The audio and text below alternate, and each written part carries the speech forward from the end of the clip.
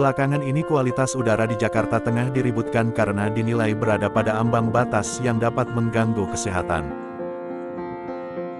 Pada Kamis tanggal 24 Agustus tahun 2023 misalnya, situs Jakarta Indeks Kualitas Udara mencatat bahwa kadar PM10 atau partikel udara berukuran lebih kecil dari 10 mikron tercatat berada pada level 104 mikrogram per meter kubik, jauh di atas level kualitas udara yang baik yang berada di level kurang dari 40 mikrogram per meter kubik. Buruknya udara Jakarta tersebut diakibatkan sedikitnya oleh dua faktor. Pertama, emisi gas buang kendaraan di Jakarta yang tercatat berjumlah 26 juta unit berdasarkan data tahun 2022, dan kendaraan dari daerah lain yang singgah atau sekedar melintasi Jakarta. Banyaknya jumlah kendaraan ini pula yang membuat Jakarta dirundung macet setiap hari, selama bertahun-tahun. Kedua, emisi gas buang dari pabrik-pabrik dan pembangkit listrik tenaga uap atau PLTU di Jakarta dan sekitarnya, terutama yang menggunakan bahan bakar dari batu bara. Situs Greenpeace melansir, ada 8 PLTU batu bara dalam radius 100 km dari Jakarta, dan berdasarkan data tahun 2020 dari hasil penelitian Center for Research on Energy and Clean Air diketahui kalau Jakarta dikelilingi 118 fasilitas industri yang turut berkontribusi terhadap pencemaran udara di Jakarta.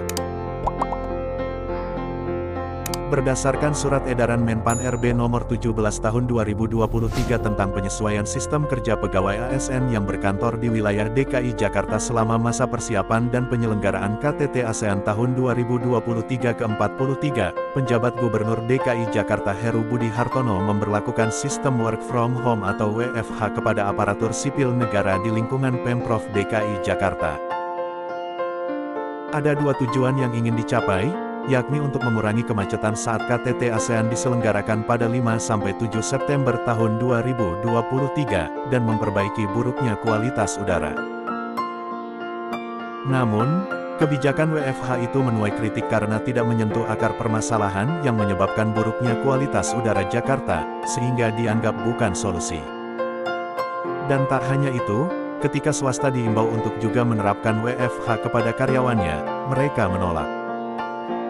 Terlebih karena WFH berlangsung selama 3 bulan, terhitung sejak tanggal 21 Agustus hingga tanggal 21 Oktober tahun 2023. Salah satu pengusaha yang menolak imbauan itu adalah Eko Galgendo, pengusaha kuliner di Jalan Juanda Raya, Jakarta Pusat. Assalamualaikum warahmatullahi wabarakatuh. Salam damai sejahtera bagi kita semua. Kami ingin mencermati lebih dalam lagi tentang dampak work from home atau WFH DKI tahun 2023. Itu adalah keputusan ugal-ugalan anak buah Presiden Jokowi.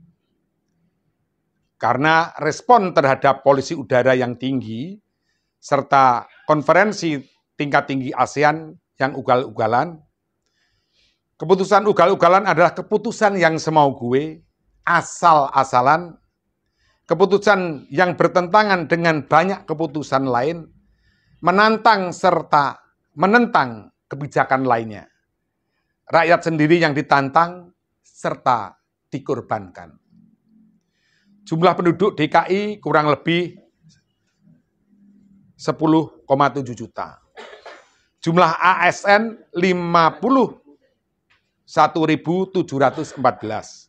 PPPK 6.394. Baru 13% pengeterapan work from home pada hari pertama dilakukan 2.000 ASN dulu. Jumlah keseluruhan adalah 15.335 yang nantinya akan mengeterapkan WFH. Konsep work from home bertentangan dengan konsep 78 tahun kemerdekaan Republik Indonesia. Yang slogannya terus melaju untuk Indonesia maju. Tetapi sekarang kenyataannya rakyat diminta tidak bergerak. rakyat, masyarakat, khususnya ASN, diminta untuk kemudian tidak melaju. Apakah ini tidak bisa dikatakan yang namanya keputusan yang ugal-ugalan? Karena terjadi perbedaan antara slogan dan kenyataan yang dilakukan. Katanya mau memberantas kemiskinan, katanya mau swadaya pangan, katanya mau meningkatkan UMKM, katanya mau trisakti, mandiri dalam ekonomi, berdaulat dalam politik, berkepribadian dalam kebudayaan, tapi kenyataannya semuanya berlawanan. Dampak daripada baru 1-2 hari melakukan work from home itu sudah ada. Banyak Gojek, banyak pengemudi Grab, banyak ojek, banyak sopir-sopir taksi sudah kemudian mengeluh. Tadi pagi kita baru saja ke pasar tradisional. Mereka sudah sepi. Bahkan pedagang-pedagang penyembelih sapi sudah mengurangi potongan sapi yang disembelih. Pedagang-pedagang ayam, mereka sudah mengurangi omset penjualannya. UMKM, mereka sudah kemudian menangis. Saya tidak tahu sebenarnya apa yang dipikirkan oleh para pejabat-pejabat ini. Mengapa? Karena permasalahan daripada birunya langit Jakarta. Karena polusi udara yang dianggap kemudian berlebihan. Karena mau ada konferensi tingkat tinggi ASEAN. Masyarakat yang mesti dikorbankan. Apakah tidak ada solusi yang lainnya? Misalnya, minta kepada masyarakat DKI untuk masing-masing rumah menanam pohon yang bisa kemudian menyerap O2 dengan baik. Meminta kepada masyarakat ini untuk kemudian membuang sampah kepada tempatnya. Mengarahkan kepada masyarakat yang tempatnya dekat dengan sungai-sungai yang kotor, mereka untuk kemudian bergotong royong.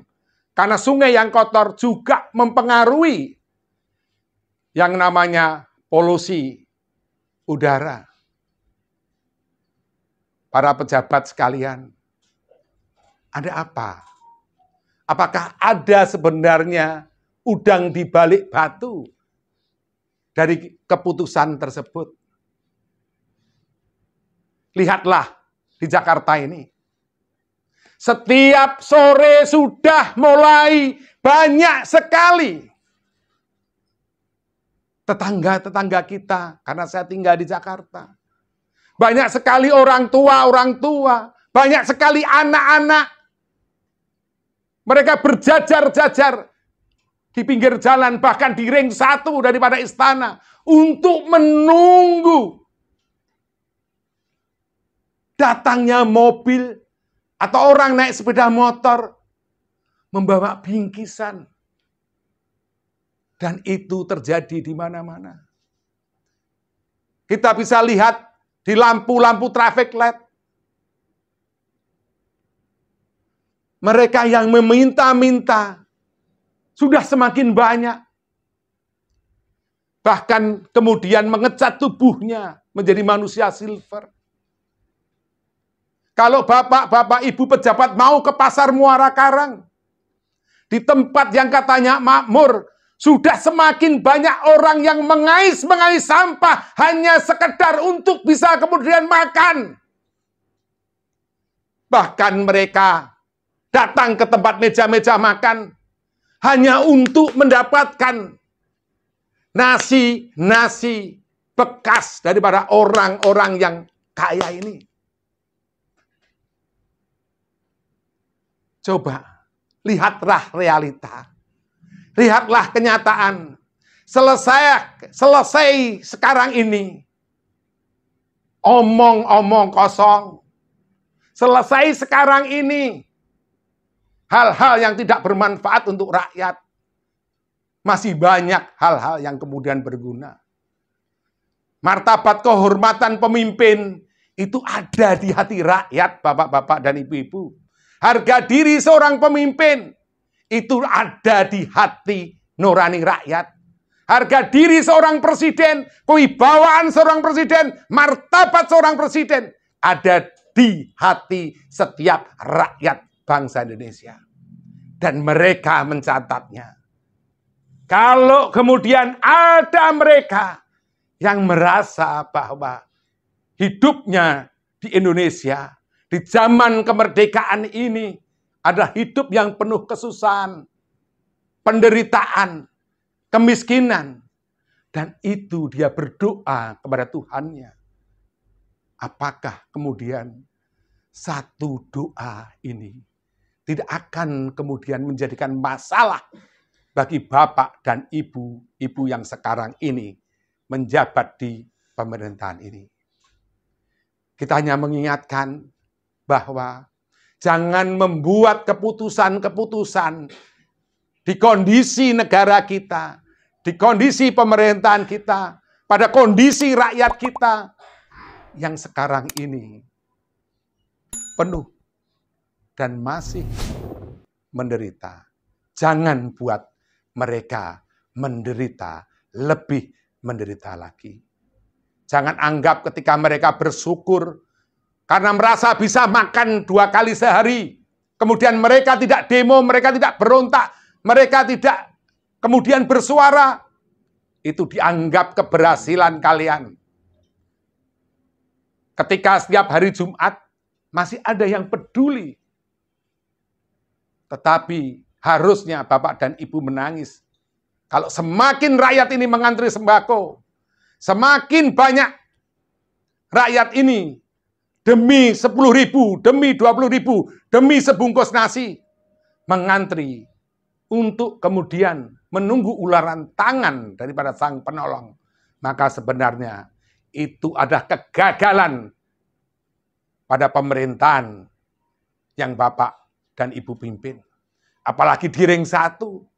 Ketika di ring 1 di dekat istana ini, masih banyak orang yang mengantri. Masih banyak yang mereka menunggu datangnya sebungkus nasi. Maka sebenarnya kegagalan pada republik yang Bapak dan Ibu pimpin dan cinta ini. Wassalamualaikum warahmatullahi wabarakatuh. Salam damai sejahtera bagi kita semua. Bhinneka Tunggal Ika, Tanhana Dharma Mangrua. Rahayu, Rahayu, Rahayu.